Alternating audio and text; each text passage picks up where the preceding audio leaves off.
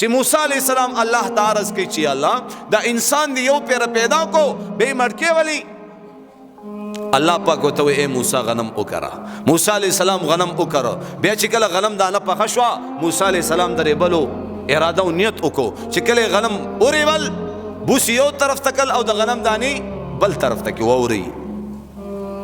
زما محترمو الله رب العزت ورته فرمایم دغه شان زما د بندگانو چې کله د زندګۍ دانه پخه شي هغه لمرګ راولم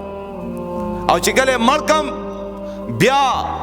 د غنم دانی یو طرف ته رب چاہی زندگی دا اللہ پا خوخا دا اللہ دا رسول پا خوخا چی کم خلقو زندگی تیرا کری نو آغا جنت تا او دا اب نور بوس مسلمانان بچی کم طرف تے قتل کری آغا قتلی دی چی سی اوریدلی دی آغا اوریدلی دی چی سی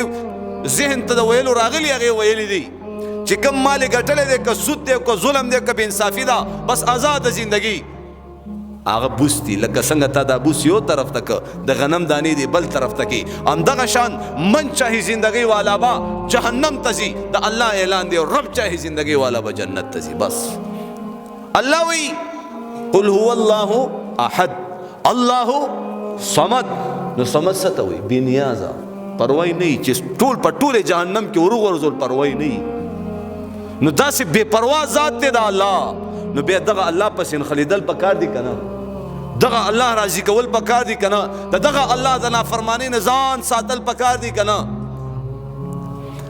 زم تاسو وانت کیو نوجوانیم زمام ځواني دا زس بوډانیم تخپل عمر وګورا زما عمر وګورا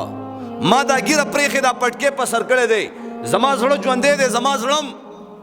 خواهشات غواړي زما زړم مزي غواړي زما زړم چکرې غواړي زما زړم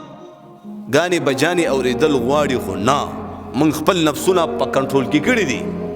من خپل چهره د جناب محمد رسول الله د چهره په شان جوړه کړی دا زه په هر ځای کې دا خبره کوم تا ته د محمد رسول الله هغه مبارکه چهره جوړولو کې ځان بد ښکاری نو چې ما ګیره پرېخې ما پټکې په سر کړی ما د محمد رسول الله د چهره سره نفرت کړی که محبت مې کړی आवाज را نغی قسم دا الله په ذات باندې ز پتا سو خفکیګم نن نوجوان ته د خپل پیغمبر په شکل او شبهات کې ځان بد ښکاری نن زلالو ته لپټا برقه په سرولو کې ځان بد ښکاری. زما محترمو درخواست کوم قسم دا الله په ذات باندې نن تاسو د دې زمکه د پاسه موږ ناس یو کنه والله بالله ثم تالله چې د دنیا دا ژوند دا یو خوب کتلی ان قریب د دې خوب نه را پاسېدلی چې د به په قبر کې پروتي